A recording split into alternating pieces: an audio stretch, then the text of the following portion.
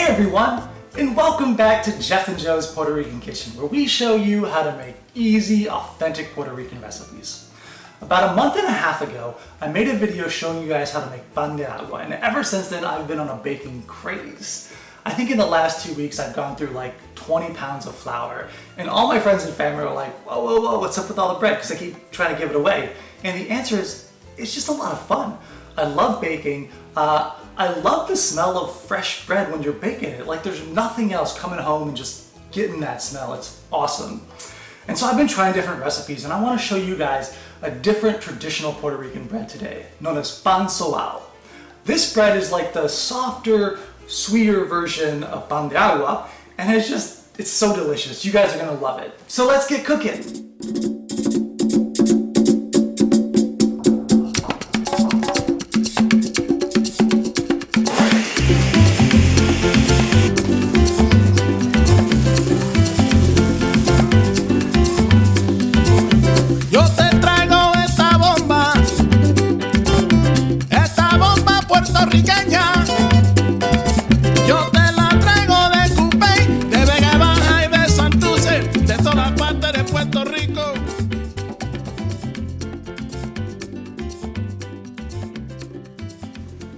So here are the ingredients for today's recipe.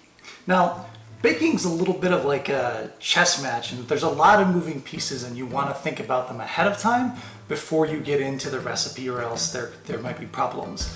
And so we're going to talk through some of those. We're going to talk about how this is different than Pan de Agua, and maybe some of the changes you can make if you want to experiment. The first thing I want to point out is that I'm going to be using a bread maker today. I'm going to be using our KitchenAid to knead the bread. Last time for the Pan de Agua, we did it all by hand, so if you want to go and see how to do that, you can do that for this recipe too, just fine. Just go check that out in the video in the link. We're going to be using it just because some people have asked about how to do it, and I want to show everybody that it's just as easy and easier, honestly, to do it with a mixer than by hand, although you can do it both ways, just fine. So next we have water, sugar, and yeast. This is what we're just going to start, and we'll put it in first and just allow it to rest a little bit to make sure the leavening's fine. Then we got our flour. I'm going to talk a little bit about more of this in a bit. We got some more sugar. We got some milk, then our salt, an egg, and finally some vegetable shortening. So Pan Sobao is also known as Pan de Manteca, because traditionally what you would do is, the big difference between Pan de Manteca or Pan Sobao and Pan de Agua was the addition of lard. So traditionally you would add lard into the dough to make it softer, but we're going to be using vegetable shortening today. You can use lard if you want, just fine. Vegetable shortening is a little bit healthier and easier for me to find. So that's what we're doing. Again, the difference between the Pan de Agua and this recipe is that we're adding a lot of fat into the dough. The fat does a couple of things. The fat helps to break up the gluten, so the gluten's forming into these meshes. That's why with the Pan de Agua you get that nice crust on the top, because the gluten's all formed and then that gets baked into like a little bit of a shell. So the fat, what happens is it interferes with the gluten particles combining, and so you get a much softer dough. And so we'll get a softer dough, which is why Pan Sobao is, you'll see it's much more flexible in the end. It also adds a richness to the dough, and then we're also adding a bunch of sugar, which one helps the yeast because it allows the yeast to grow quicker and rise faster. It also gives a bit of sweetness, and then lastly, the sugars, because they'll kind of melt and caramelize when you're baking them, it'll give it a much darker color. Right, again, there's no dark colors here, it's all white lights colors, but in the end the bread itself will be pretty darker brown. That's because the sugars have caramelized, and also the egg. We're adding the egg. A lot of recipes I saw and tried don't use the egg and they don't use the milk.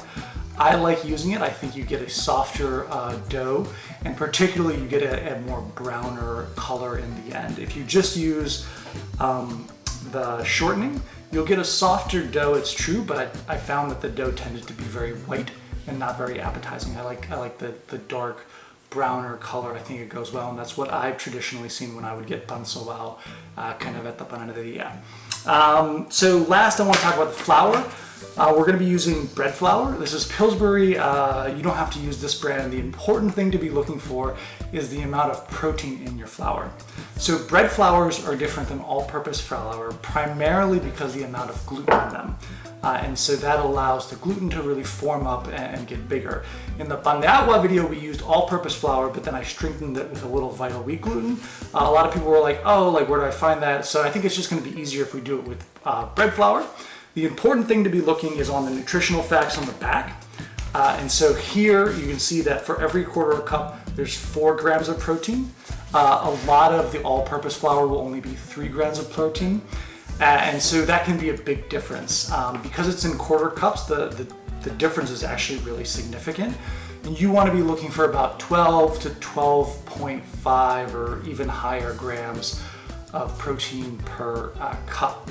And so that's, some brands tell you, some brands don't. I've seen King Arthur's, which I couldn't find, and their bread flour is 12.9 grams of protein per cup. That's great. I think this is around 12.5. The rounding error occurs because it's a quarter cup, they round down to 4, but when you add the math, whatever. So again, we want to make sure that we're using bread flour. The reason for that is that even though we're adding the fat to kind of interfere with the gluten, we still need enough gluten in order to form those sheets so that they trap the carbon dioxide coming off the yeast. So the yeast is producing these carbon dioxide bubbles, which is how you get the bread to grow. And if you don't have gluten to trap them, it just kind of squeezes through, right? Think about a balloon that had a bunch of holes in it, all the air would escape. But no, you still need that balloon to hold the air. So then when it expands, it gets bigger. In terms of strategy, the last time we did, with the Pan de Agua, we did a sponge, which meant we let some of the flour and water sit for a while. I've seen sponge recipes, I've tried them, I don't think they're necessary, and we can actually save the 2 hours or 3 hours, depending on how long you let your sponge, by just doing it. So we're gonna do a pretty straightforward dough. We're gonna make sure the yeast is active by combining with the water and the sugar. Then we're gonna add the flour and the rest of the ingredients except for the shortening. We're gonna mix that to make sure it's starting to combine, and then at the end we're gonna add the shortening and then a little bit of more flour to finish it before we start kneading it. It's important that you add the flour before you add the sugar and the salt. Both the sugar and the salt tend to interfere with the yeast, and actually enough sugar and salt can kill them. So you want to use the flour to buffer them so that they don't come in contact at a really high concentration. So make sure you add the flour first before you add the sugar and the salt. But we'll be doing that. Yeah, I think that's it. Again, there's a lot of variables here. So if you guys have any questions, definitely drop questions in the link. I'm happy to try to troubleshoot with you, and I can point you to some resources online about maybe the finer points of selecting the ingredients, which surprisingly make a really big difference. I've tried it with a number of flours. Again, I've been making a lot of bread, and this is kind of what's worked out really well for me. But I think there's even regional differences. So the flour in one part of the country may be different than other parts of the country. The humidity affects it. So, a lot of times people will give you ranges, especially for the flour. So we're going to be doing that here. So you might need to do a little adjustments, a little experimenting. Just make sure you're writing things down as you're trying them, and you'll be fine. So let's get cooking. Start by activating your yeast. Because yeast is dehydrated when you buy it, the first thing you want to do is rehydrate it with lukewarm water and give it a little sugar to jumpstart its growth.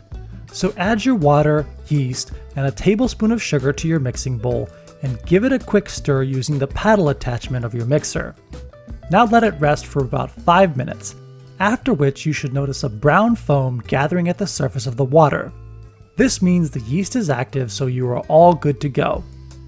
Now add about 3.5 cups of flour to the yeast mixture, followed by your salt, the rest of your sugar, and 1 egg. Once added, turn your mixer on briefly to combine. Then go ahead and add your cold milk. You want this milk to be as cold as possible, so leave it in your fridge until the last minute. The cold temperature helps the gluten formation. Once your mixture has formed a rough dough, add your shortening and continue mixing until all of the shortening is incorporated into your dough. You may need to use a spatula to scrape down the edges of the bowl from time to time to ensure the shortening is fully incorporated. After your shortening is mixed in, you should have a very wet dough. Now we need to add some flour to get it back to the point where we can knead it. As you mix the dough, begin adding flour by the tablespoon. Keep adding flour until the dough no longer sticks to the edges of your bowl. Again, you may need to use a spatula to scrape down the edges of the bowl from time to time.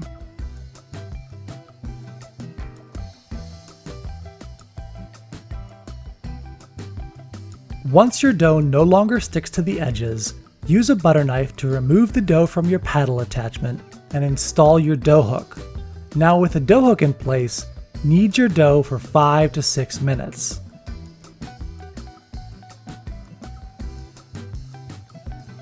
As you are kneading your dough, you might see that it begins to stick to the bottom of the bowl. If this happens, just add a little more flour and use your spatula to scrape off the part that's sticking. Continue kneading for the remainder of the time. Once your dough is kneaded, pull it out of your mixing bowl and shape it into a ball. To do this, use the palms of your hand to squeeze together the base of the dough as you rotate it slightly. The goal here is to form a smooth surface that will capture the carbon dioxide being produced by the yeast in order to help the bread rise quickly. Once your ball is formed, spray your bowl with cooking spray and put your dough ball back in it. Then spray the top of your dough with cooking spray and cover your bowl with plastic wrap. Now let the dough rise for 2 hours. After the 2 hours, we want to punch down the dough. The goal of this is to redistribute the yeast in the dough so it will be in contact with new sugars so it can continue growing. To do this, reach down the back of your bowl and pull the base of the dough all the way to the top, and then repeat the same process on all sides. Next, dump your dough out onto a clean surface and divide it into 2 pieces. Now shape your 2 pieces of dough into balls that will roll out to make our loaves. Repeat the process from earlier to shape your balls. Just use the palms of your hands to squeeze together the base of the dough as you rotate it slightly. Once your balls are formed, spray them with cooking spray and cover them with plastic wrap. Let them rest for 15 minutes. The reason we give them this rest is that it makes them much more pliable and easier to shape in the next phase. After the 15 minutes, take off the plastic wrap and begin spreading out your balls. To do this, use a rolling pin to roll the balls into a rectangle approximately 18 by 18 inches.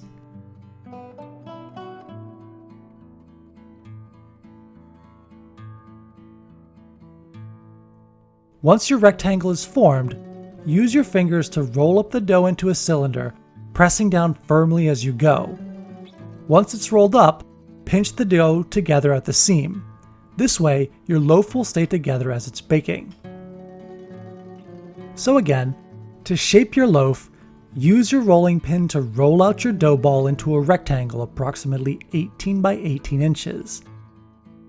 Ideally, you want the smoothest side of your dough to be down because it will end up being the outside of your loaf. Once your dough is in a rectangle, use your fingers to roll it up, pressing down firmly as you go so the layers stick together. Once rolled up, pinch together the loose ends firmly. Next, line a baking sheet with parchment paper.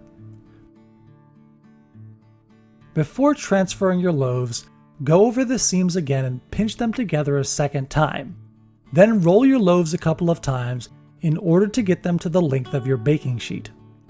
As you are rolling your loaves, you can also give them additional shape by squeezing down at the ends in order to taper them more. Once your loaves are on a baking sheet, spray them with cooking spray again and cover them with plastic wrap. Now let them rise for another hour and a half or so. The specific time depends on what temperature your kitchen is. Just for reference, my kitchen was 80 degrees and I let the bread rise an hour and 20 minutes.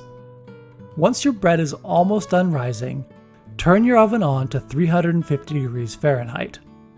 I'm using the convection setting on my oven because it helps the bread cook a little bit faster and gives the crust a little bit more color. But if you don't have a convection setting, no worries. You'll just need to cook them a little bit longer. Once your oven is hot, place your bread in the middle rack and then throw a half cup of water into the bottom of the stove. This water will create steam that will help your bread rise and give you more texture in the crust. Bake your bread until it's golden brown and sounds hollow when you tap on it. I baked mine for 25 minutes on the convection setting, but when I have baked the same recipe without the convection setting, it took more like 32 minutes. Once done, take your bread out of the oven and let it rest a couple of minutes.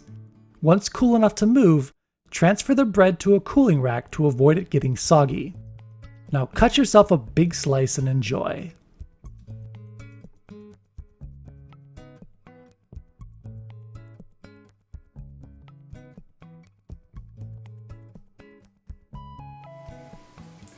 And so that's how you make Pan Sobao. Really good. Great little sugar coming through. It's just a little bit sweet, but not too sweet. It's really chewy, eats well. Again, it's not so sweet that you can't make a sandwich with it, but it's also not the same as Pan de Agua, and it's definitely got a little sweetness to it.